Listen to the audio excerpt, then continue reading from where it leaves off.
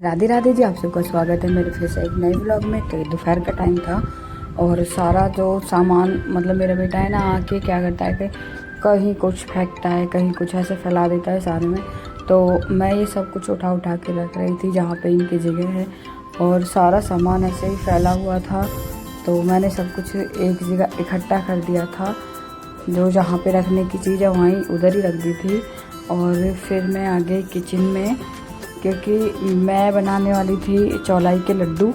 और मैंने पहले गुड़ फोड़ के और फिर मैंने कढ़ाई में डाला था, थोड़ा पानी चढ़ा दिया था कढ़ाई में पहले ही, और फिर मैंने गुड़ को डाल दिया था।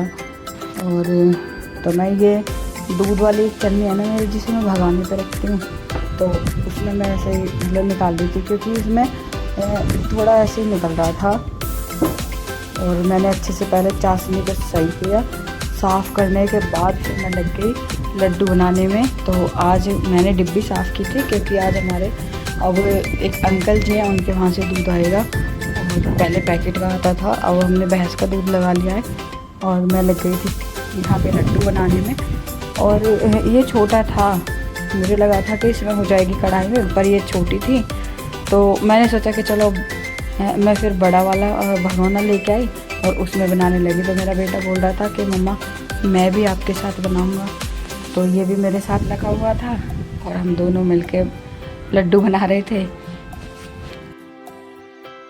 फिर मैंने इससे पानी मंगाया, मैंने बोला बेटा पहले थोड़ा पानी ले आओ। पानी का हाथ लगा लगा के मैंने लड्डू बनाए थे, क्योंकि वरना ये हाथ में चिपक जाता है। तो पानी से क्या था कि ये चिपक नहीं रहा था। और ये भी बना रहा था मेरे साथ में। मैंने बोला पहले हाथ साफ़ करके आओ फिर बनाएंगे। तो ये हम दोनों बना रहे थे। और फिर मेरे बेटे को जाना था दूध लेने के लिए, पास ही में ही है, तो नीचे वाले अंकल जी जाते हैं, तो उनके साथ मैंने भेज दिया था। और पहले मैंने ये लड्डू बनाए और कुछ देर के लिए मैंने इनको हवा में रख दिया था पंखा के नीचे, कि ये थोड़े मतलब जैसे गर्म से थे तो थोड़े नॉर्मल हो जाएंगे। और मैं लग गई बर्तन साफ़ करने में, थोड़ा गुड़ बच गया था। तो फिर मैंने सोचा कि पहले बर्तन साफ़ कर देती हूँ, फिर मैं अपने बेटे को दूध लेने के लिए भेजूँगी। तो बस बर्तन ही साफ़ कर रही थी, ज़्यादा कुछ नहीं था। फिर शाम के टाइम में मुझे खीर भी बनानी थी, क्योंकि हम दोनों का व्रत है।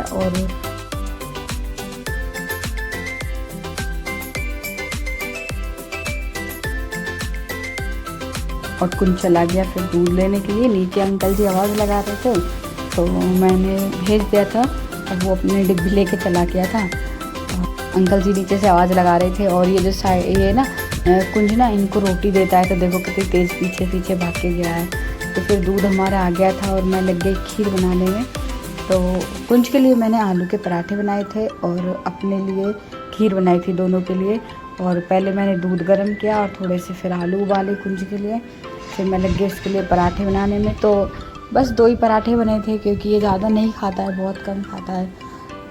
फिर मैंने इसके लिए पहले पराठे बनाए और फिर मैंने किचन साफ़ की।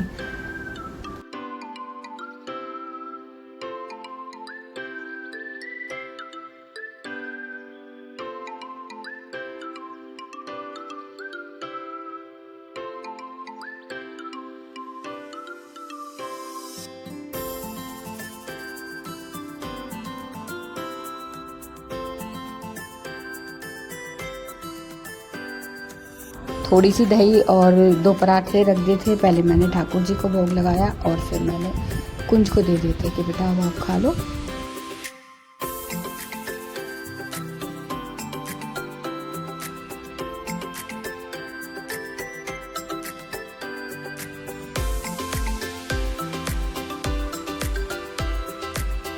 तो मैंने कुंज को खाना दे दिया था और फिर मैं लग गई किचन साफ़ करने में। तो किचन थोड़ी फैल गई थी मेरी, और हवा इतनी तेज़ चल रही है ना यहाँ पे, बहुत ज़्यादा। पूरे घर में धूल धूल रहती है, पूरे घर में मतलब परेशान करके रख दिया है। साफ़ करो थोड़ी देर बाद फिर ऐसा ही मिलता है। तो मैंने बर्तन साफ़ किए। और मेरी वीडियो देखने के लिए thank you. Radhe Radhe ji.